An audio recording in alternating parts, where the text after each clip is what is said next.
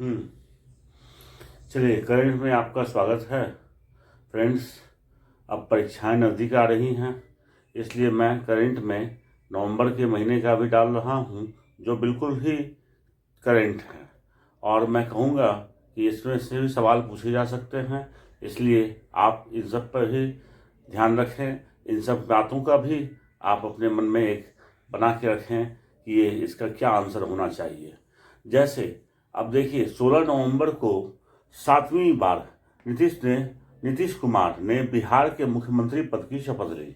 तो पहले तो मुख्यमंत्री कहाँ के हैं? नीतीश कुमार बिहार के हैं। और वो 7वीं बार, माने कितनी बार में कैमी बार था, ये भी इम्पोर्टेंट है। तो ये 7वीं बार है और ये मुख्यमंत्री पद की शपथ लिया है। ठीक है।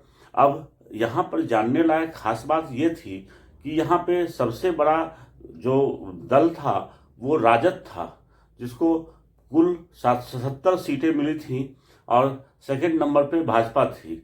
जबकि जनता दल यू, जदयू, जिसके नीतीश कुमार नेता हैं, उनके दल को 43 सीटें मिली थी। इस तरह से मैं कहूँगा कि ये तीसरे नंबर की पार्टी थी, लेकिन फिर भी मुख्यमंत्री के पद पर नीतीश कुमार ने शपथ ली है।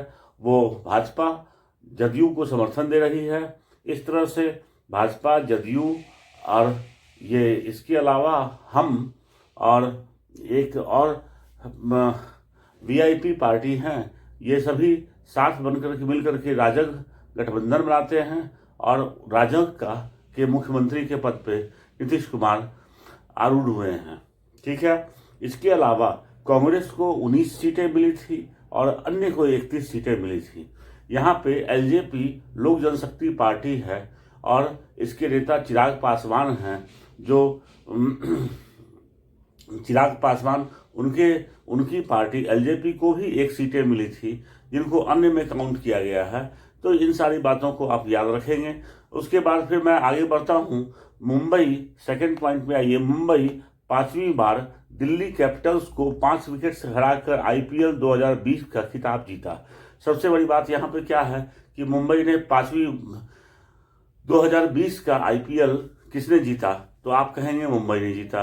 अच्छा, मुंबई इंडियंस का ये 5वीं बार ऐसा मतलब आईपीएल पे कब्जा था, और उसने किसको हराया?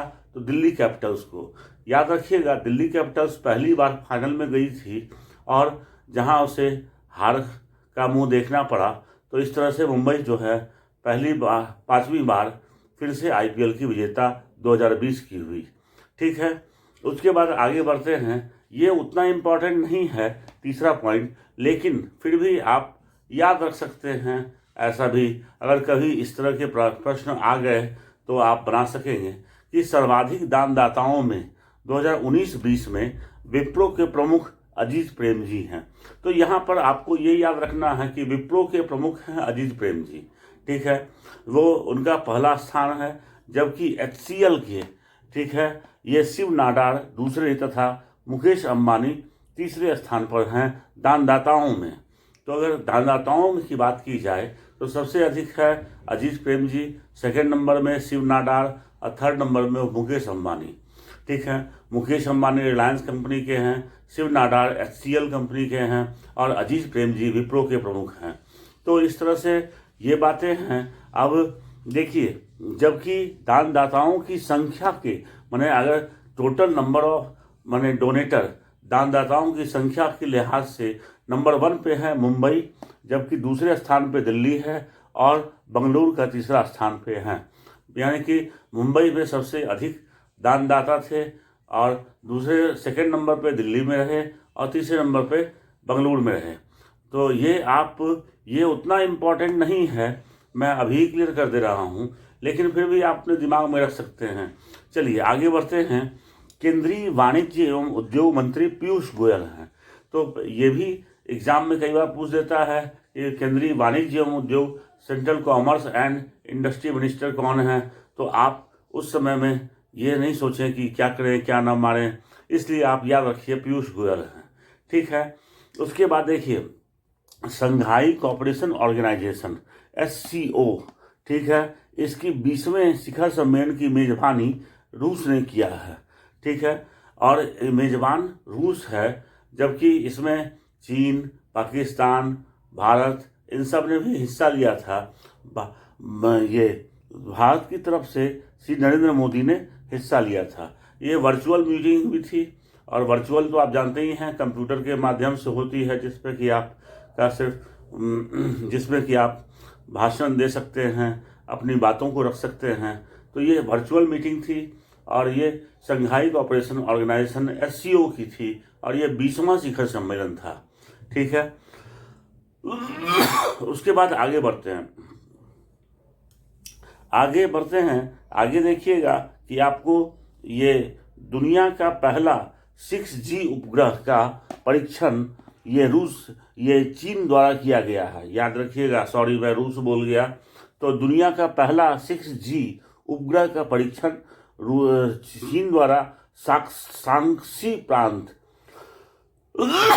ताइयुआन सैटेलाइट लॉन्च सेंटर से इसे 12 अन्य उपग्रहों के साथ छोड़ा गया।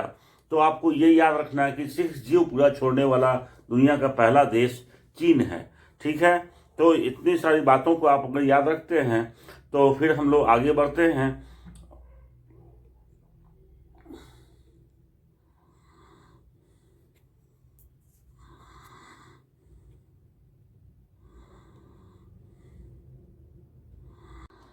ठीक है, आगे बढ़ते हैं हम लोग। शंघाई कोऑपरेशन ऑर्गेनाइजेशन, इसकी बैठक कब हुई थी? तो आपको याद रखना है 10 नवंबर को। मेजबान देश तो रूस आपको याद रखेगा ही, और इसमें आप भारत की तरफ से नरेंद्र मोदी और चीन के राष्ट्रपति शी जिनपिंग भी शामिल हुए थे, ठीक है। ओके, उसके बाद देखिए आगे बढ़ते हैं हम लोग। चीन अभी अमेरिका में राष्ट्रपति पद के लिए चुनाव हुआ है। तो जो बाइडन राष्ट्रपति पद के चुनाव में जीते हैं। बाइडन किस पार्टी के हैं? तो मैं तो पहले ही बता चुका हूं आपको, पहले के मेरे वीडियो में देखा होगा।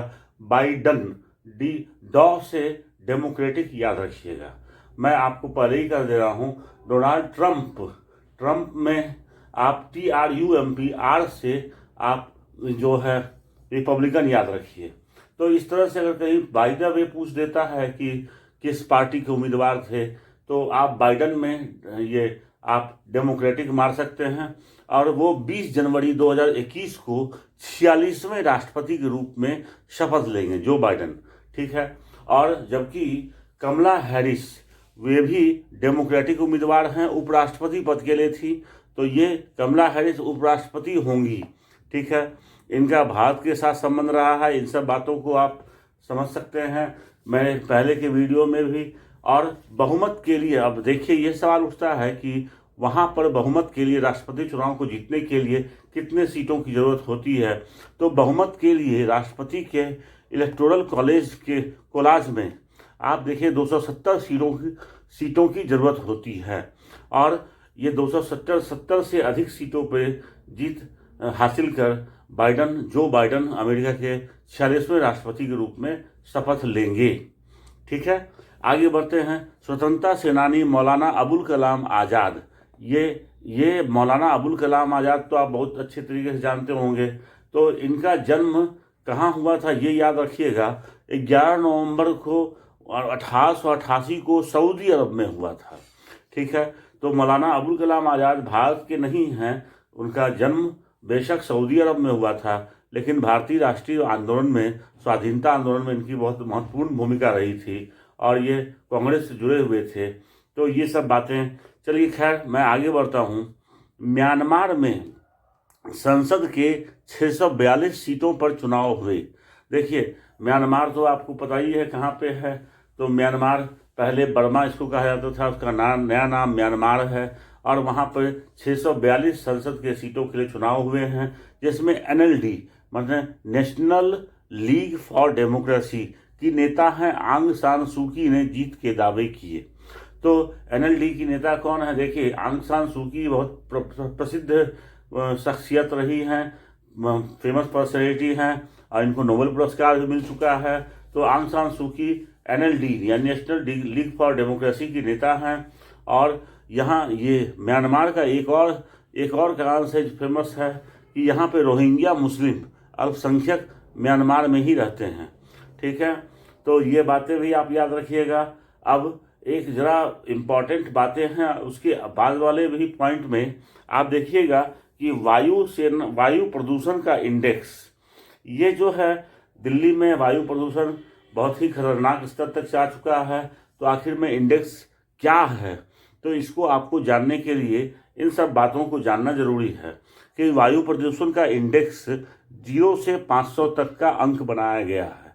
ठीक है, यह PM यानी पार्टिकुलेट मॉलिक्यूल और 10 तथा PM 2.5 के अलावा, अब वायु प्रदूषण इंडेक्स में PM 10 और PM 2.5 तो होते ही हैं, इसके अलावा और कौन कौन से गैस होते हैं।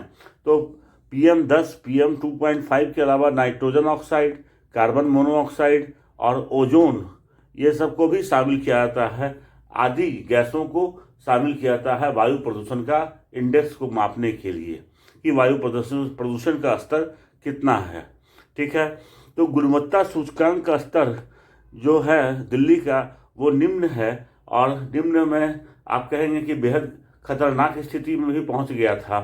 तो आप कह सकते हैं कि तो फिर कैसे कैसे इंडेक्स में कितना कितना तक अच्छा, कौन किसको संतोषजनक, किसको खराब माना जाता है।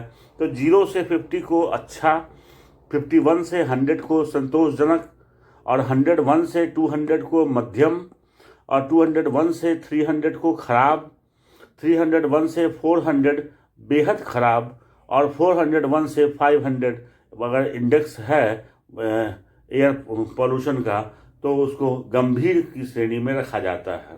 तो ये सारी बातों को आप याद रखते चलिएगा, और फिर मैं आपसे मिलता हूँ। तब तक के लिए नमस्कार, खुदा हाफिज, बाय बाय।